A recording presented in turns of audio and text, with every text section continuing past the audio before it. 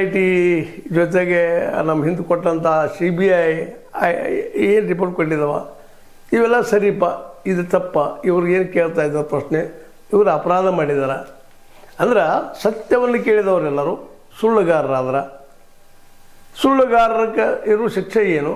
ಹಾಗಾದರೆ ಇವರು ಇಲ್ಲಿವರೆಗೆ ಸತ್ತಂಥವ್ರು, ಜೀವ ಕೊಟ್ಟಂಥವ್ರು, ಕೊಲೆ ಆದಂಥವ್ರು, ಅತ್ಯಾಚಾರಕ್ಕೊಳಗಾದವರು ಅತ್ಯಾಚಾರಕ್ಕೊಳಗಾಗಿಲ್ವ?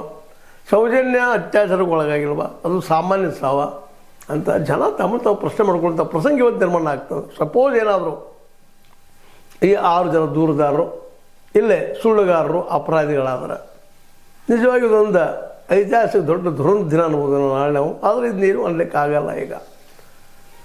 ಯಾಕಂತಂದ್ರೆ ನಿರ್ಣಯ ಪೂರ್ಣ ಪ್ರಮಾಣದಲ್ಲಿ ಬರಲಾರ್ದ, ಯಾವ ನೆಲೆಯಲ್ಲಿ ನಿರ್ಣಯ ಕೊಟ್ಟರು ಏನು ಅನ್ನೋದು ಬರಲಾರ್ದ ನಾವು ಅಡ್ವಾನ್ಸ್ ಆಗಿ ಮಾತಾಡೋದು ತಪ್ಪು.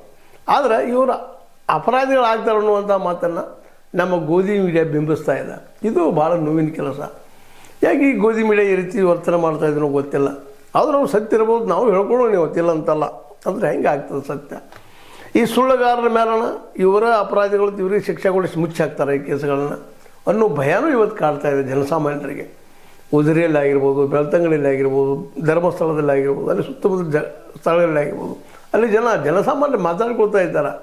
ಇಲ್ಲಿ ನ್ಯಾಯ ಯಾವಾಗ ಸಿಗೋದಪ್ಪ? ಇಲ್ಲೇ ಎಲ್ಲರಿಗೂ ಓಪನ್ ಸೆಕ್ರೆಟಾಗಿ ಗೊತ್ತಿರೋ ಸಂಗತಿ ಏನಪ್ಪ ಅಂದ್ರೆ ಇದರಿಂದ ದೊಡ್ಡವ್ರ ಕೈ ಇದೆ ಅನ್ನುವಂಥ ಮಾತನ್ನು ವಾದ ಮಾಡ್ತಾ ಇದ್ದಾರೆ, ಹೇಳ್ತಾ ಇದ್ದಾರೆ. ಪಾಪ ಧೈರ್ಯ ಸಾಲ್ತಾ ಇಲ್ಲ, ದೊಡ್ಡವ್ರ ವಿರುದ್ಧವಾಗಿ ಎದ್ದು ನಿಲ್ಲುವಂಥ ಶಕ್ತಿ ಅವ್ರಿಗಿಲ್ಲ. ಅಷ್ಟಾಗಿ ಇವತ್ತು ಸರ್ಕಾರಕ್ಕೂ ಸಾಧ್ಯ ಆಗ್ತಾ ಇಲ್ಲ. ಸರ್ಕಾರ ಇವತ್ತು ನಿಜವಾದ ತನಿಖೆಯನ್ನು ಮಾಡಿಸ್ಲಿಕ್ಕೆ ಹಚ್ತಾ ಇಲ್ಲ ಅನ್ನಿಸ್ತದೆ. ಇವತ್ತು SIT ಮಾತನ್ನು ನಂಬುದಾದ್ರೆ ಅಲ್ಲಿ ಏನು ನಡೆದಿಲ್ಲಪ್ಪ. ಇವರು ಸುಮ್ಮನೆ ಏನೋ ಸುಳ್ಳು ಹೇಳ್ತಾ ಇದ್ದಾರೆ. ಇವ್ರ ಶಿಕ್ಷೆ ಆಗಲೇಬೇಕು. ತಿಮ್ರೋಡಿ ಮತ್ತು ಮಟ್ಟಣ್ಣವರು